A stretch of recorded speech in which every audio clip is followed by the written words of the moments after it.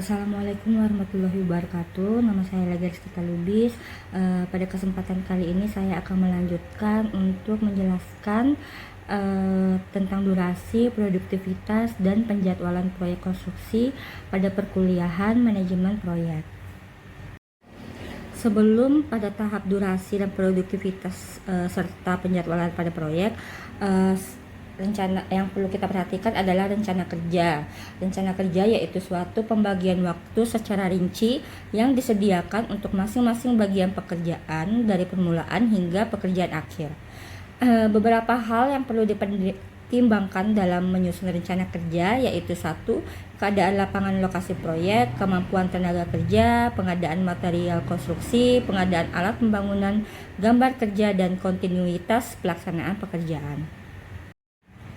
Manfaat dan kegunaan penyusunan rencana kerja adalah: 1. Sebagai alat koordinasi bagi pimpinan, 2. Sebagai pedoman kerja para pelaksana, 3. adalah sebagai penilaian kemajuan pekerjaan, 4. Sebagai evaluasi pekerjaan. Rencana kerja seterusnya adalah rencana lapangan. Rencana lapangan yaitu suatu rencana peletakan bangunan-bangunan pembantu yang bersifat temporal yang diperlukan sebagai sarana pendukung untuk pelaksanaan pekerjaan. Tujuan pembuatan rencana lapangan adalah untuk mengatur letak bangunan-bangunan pembantu sedemikian rupa sehingga pelaksanaan pekerjaan dapat berjalan dengan efisien, lancar, aman, dan sesuai rencana kerja yang tersusun. Adapun jenis dan macam bangunan pembantu tergantung dari: 1. Besar kecilnya pekerjaan, 2. Waktu pelaksanaan pekerjaan, 3. Jenis atau macam dan ukuran dari bangunan yang akan dilaksanakan. Pada umumnya, penyiapan lokasi pekerjaan mencakup 1.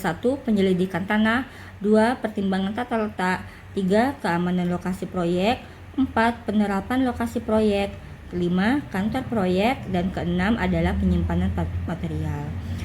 Penyelidikan tanah di sini merupakan untuk mengidentifikasi dan mencatat data yang diperlukan untuk kepentingan proses desain maupun konstruksi. Penempatan lokasi penyimpanan dalam lokasi proyek tergantung dari beberapa hal berikut. 1. Ruangan yang masih tersedia setelah akomodasi kantor tersedia. 2. Jalur transportasi. Yang 3. Kemudahan pemindahan dari lokasi penyimpanan ke lokasi pemakaian bahan. 4. Jarak yang terdekat antara keduanya. 5. Keamanan saat proses penggunaan bahan. Dan 6 adalah sistem inventory yang digunakan.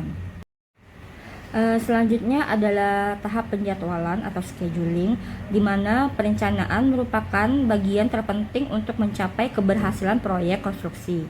Pengaruh perencanaan akan berdampak pada pendapatan dalam proyek itu sendiri.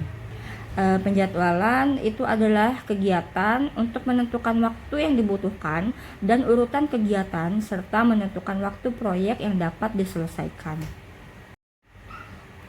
Dalam pembuatan schedule yang harus diketahui adalah jenis-jenis kegiatan yang ada pada suatu pekerjaan, urutan kegiatan, serta menentukan lamanya waktu pelaksanaan setiap kegiatan. Di sini dapat kita lihat tujuan dari penjadwalan itu sendiri dalam satu proyek adalah: 1. Menetapkan jenis atau kelompok kegiatan atau pekerjaan dalam satu proyek. 2. Menetapkan hubungan antara kegiatan atau pekerjaan dalam suatu proyek. 3. Merencanakan lama atau durasi suatu kegiatan atau pekerjaan. 4. Merencanakan kapan suatu pekerjaan harus dimulai dan kapan pekerjaan tersebut selesai. Metode yang dipakai dalam penjadwalan atau scheduling adalah: 1. Diagram batang atau bar chart. 2. Jaringan kerja atau network planning. 3. Diagram keseimbangan atau line balance diagram. Jaringan kerja atau network planning itu terdiri dari program evaluation and review techniques atau yang disebut PERT.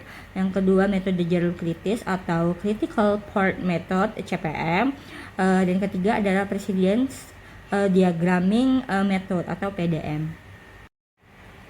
Identifikasi sumber daya dan perhitungan produksi, di mana sumber daya yang dibutuhkan dalam pelaksanaan konstruksi itu adalah 5M, yaitu man, money, material, machine, and method.